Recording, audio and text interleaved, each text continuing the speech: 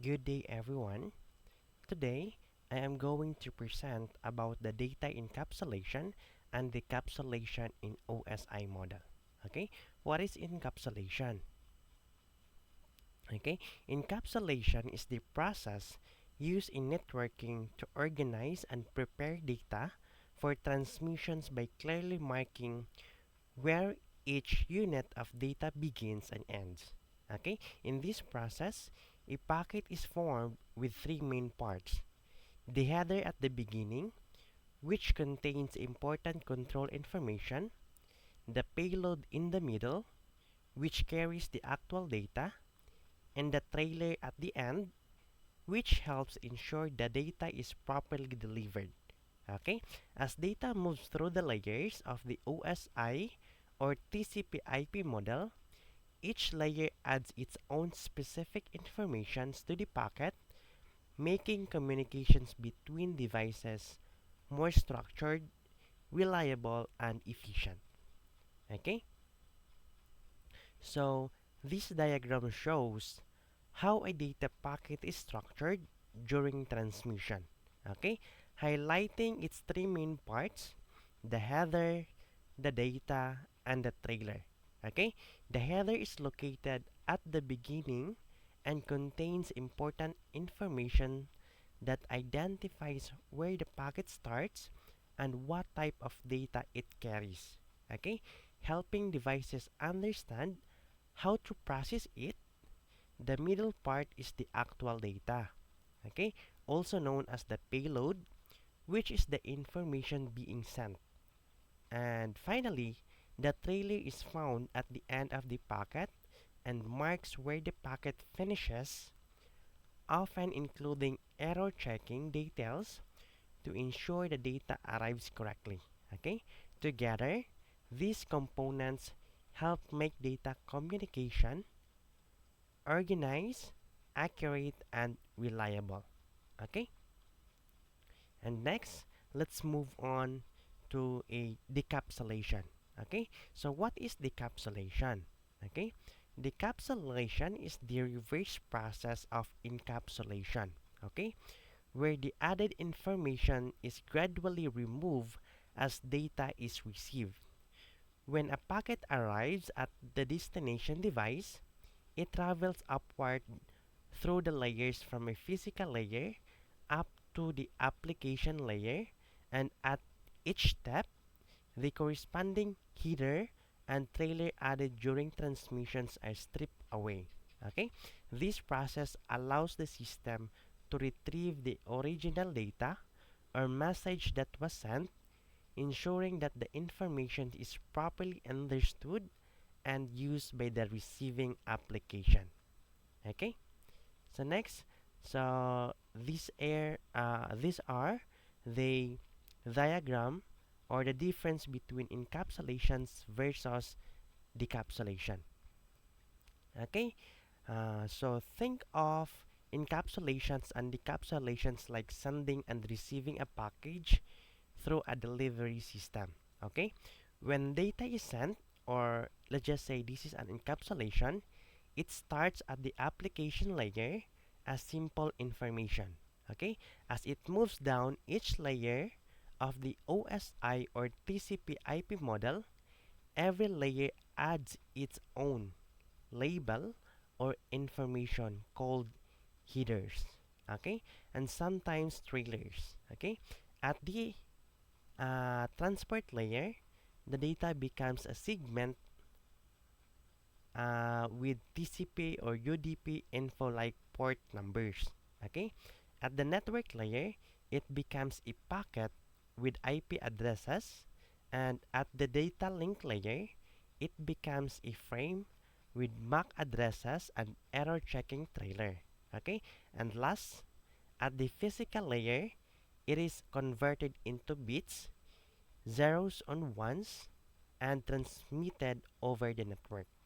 Okay, so when the data reaches the destination, or let's just say this is this decapsulation part, the process is reversed. Okay, the physical layer first receives the bits and passes them upward. Okay, Each layer then removes the information it added earlier. Okay, the data link layer removes the frame header and trailer, and then the network layer removes the IP header, and the transport layer remove its header. Okay, this continues until the application layer receives the original data exactly as it was sent. Okay, this step-by-step process is important because it ensures that the data is delivered to the correct device and reaches the correct application and remains accurate and complete during transmission. Okay, so next, application in hospitality administration. Okay, so the OSI model is very useful in the field of hospitality administration because many hotel and restaurant services depend on network communication. Okay, one of the most common example is a reservation systems where guests book rooms online and the data is transmitted through networks to the hotel's database in real time. Okay, it is also used in point of sale or POS systems in restaurants. Okay, where orders and payments are processed through connected devices. Other applications include guest Wi-Fi services, which allow customers to access the internet, and security systems such as CCTV and access control, which rely on network communications for monitoring and safety. Okay, and in addition, the OSI model helps IT staff in hotels to troubleshoot network problems more easily, and by understanding each layer, they can identify where an issue starts or occur, whether it is in the physical connection, data transmissions, or application services. Okay, so my conclusion, okay, in summary, data encapsulations and decapsulations are essential processes that make network communications possible and organized. Okay, during encapsulation, data is gradually wrapped with headers at each layer, from data to segments, packets, frames, and finally bits before being transmitted. Okay, at the receiving end, the capsulations reverses this process by removing those headers layer by layer to recover the original data.